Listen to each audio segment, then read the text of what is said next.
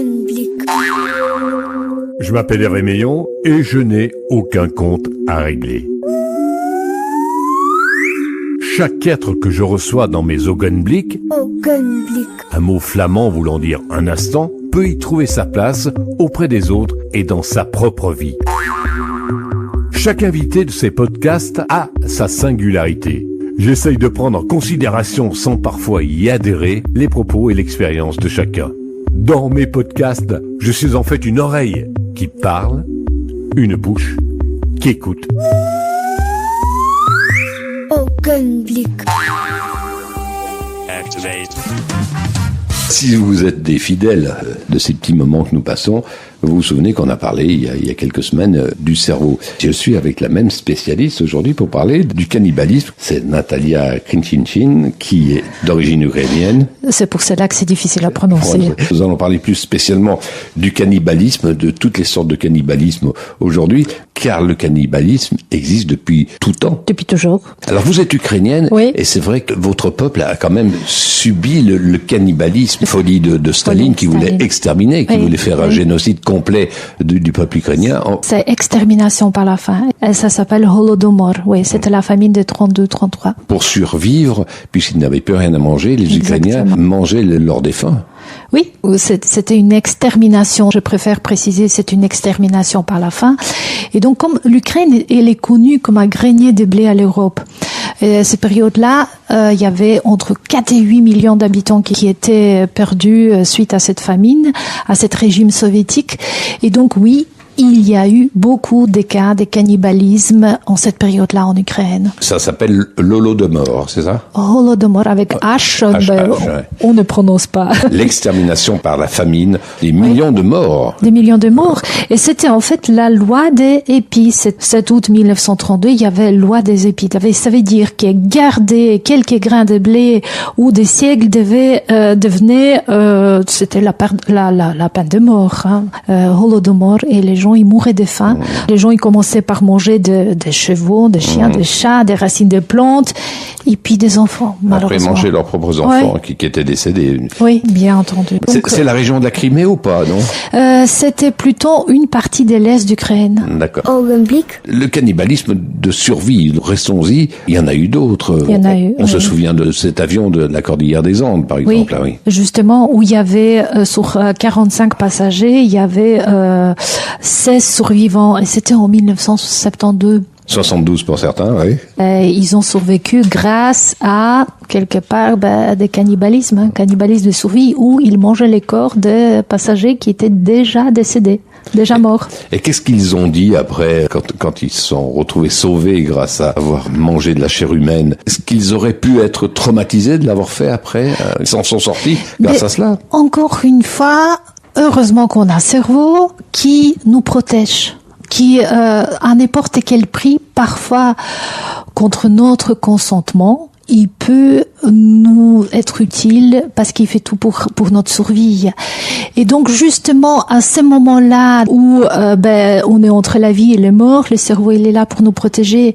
Et donc il y a justement cet instinct de survie. On n'a plus de raison, c'est l'inconscient qui est instinctivement qui va faire en sorte pour nous protéger. La religion catholique n'intervient pas en disant, ma foi, c'était le pape Paul VI qui a dit, c'est pas un péché. Non, il a pardonné. Il a dit non, c'est pas un péché. Il dit que l'Église catholique leur donne la raison, qu'ils n'ont pas commis le péché. L'Église catholique, c'est bizarre aussi parce que il y a un peu du cannibalisme entre guillemets, sans vouloir heurter quelqu'un et choquer quelqu'un, parce que à la communion, on donne dans des offices, on donne l'hostie qui est le corps du Christ. Manger le corps du Christ.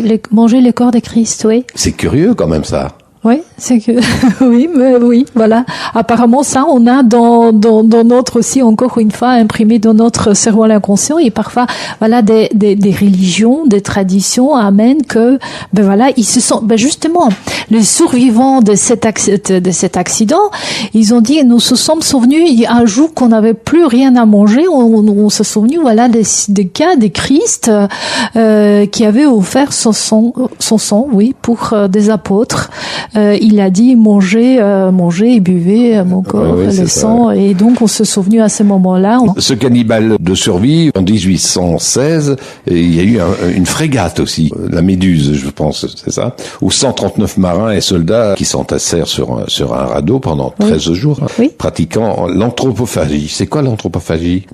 Anthropophagie, c'est le synonyme des cannibales. C'est cannibale, oui. Voilà. Ça veut dire que c'est un être humain qui mange la chair d'un humain.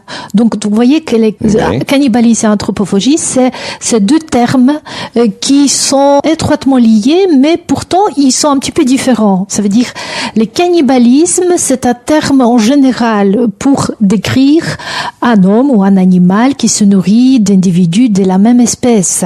Il y avait 139 marins et soldats qui ont perdu la vie. Il y a eu 15 rescapés. Et on revoit ça très bien dans un tableau qui s'appelle Du radeau de la Méduse de Géricault, de Théodore Géricault. Et puis, il y a eu aussi dans le cannibalisme, donc il y a aussi dans la Sierra Nevada, dans les années 1846, en Californie, un groupe de colons bloqués par la neige qui ont recours, eux aussi, au cannibalisme. Oui. C'est ça. Au Gunblick. J'imagine aussi, pendant les guerres mondiales, on a recours à cela. D'ailleurs, je crois qu'il y a pas mal de gens qui connaissent les films comme Cannibal Lecter. Et donc, vous savez, c'est une histoire qui est tirée, en fait, de faits réels. Ah non? Ah oui? Oui, exactement, oui. Donc, justement, cette Cannibal Lecter, apparemment, il existait pour de vrai. Donc, il y avait même un film où il explique un petit peu les origines, comment il est devenu aussi mauvais, hein, en fait. Pourquoi il est devenu cannibale, criminel. Je reviens aux guerres mondiales. On n'avait pas d'autres moyens que de survivre. Si on voulait pas mourir de faim, c'était de manger les cadavres des copains qui ont été tués. Oui, ça? Exactement, oui. Vous savez, un humain, il est capable de manger un autre humain. Un humain, c'est aussi, c'est un animal. C'est aussi. Et donc, pour survivre, il est capable de manger d'autres humains. Et donc, on appelle cela cannibalisme de survie. En Afrique, dans certaines tribus, est-ce que le cannibalisme n'était pas chose courante? Oui, ça a été même très courante. Donc, il y avait même au niveau des traditions, ils faisaient des rituels de ce genre. À l'enterrement, ils se nourrissaient de cœur, comme et du cerveau même. Et du cerveau aussi.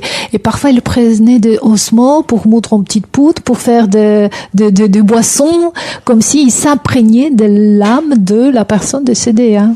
Ah oui, c'était pour ressembler à la personne décédée. Oui, pour prendre son esprit, son énergie. Ça, c'est les croyances. Alors, il y a beaucoup de criminels qui ont eu recours et qui ont été condamnés, qui ont eu recours à la consommation de chair humaine et même de revendre de la chair humaine aussi. Oh oui. Pour survivre, elle faisait des commerces avec la viande humaine. D'ailleurs, il y a une histoire aussi un Ukrainien, Andrei Chikatilo. Andrei Chikatilo. Chikatilo, Chikatilo. Qui a été condamné à mort d'ailleurs. Il était condamné à mort en 1994, 94, oui. 94, oui. On a surnommé le boucher de Rostov. Boucher de Rostov, oui, c'est ça. Oui. En fait, son histoire est très choquante. Parce qu'il existe les informations selon lesquelles Chikatilo est né avec des modifications dans son cerveau parce qu'il avait hydrocéphalie. C'est de l'eau dans le cerveau. C'est l'eau dans le cerveau, justement. Et donc, jusqu'à l'âge de 12 ans, il souffrait de neurésie nocturne. Il dormait avec sa maman constamment. Il faisait pipi au lit, quoi. Oui, il faisait pipi au lit. Et donc, ses camarades d'école, ils se moquaient de lui. Donc, apparemment, c'était quelqu'un de très gentil, très discret. Et donc, il n'arrivait pas à se défendre. Et donc, plus tard, ça est devenu vraiment un monstre. Et donc, il existe une version selon laquelle son frère aîné, Stepan, aurait été kidnappé et mangé. Et donc, quand il était petit, ses parents, ils ont parlé beaucoup de cette histoire-là, que son grand frère était mangé. Et donc, en 1946, il y avait aussi des famines où les parents, ils n'osaient pas faire sortir, qu'il quitte pas la maison pour ne pas qu'il lui arrive la même chose, la même histoire que son frère. Il y a des versions aussi selon lesquelles, en fait, ces frères-là étaient aussi mangés par ses parents à Holodomor en 1932-33.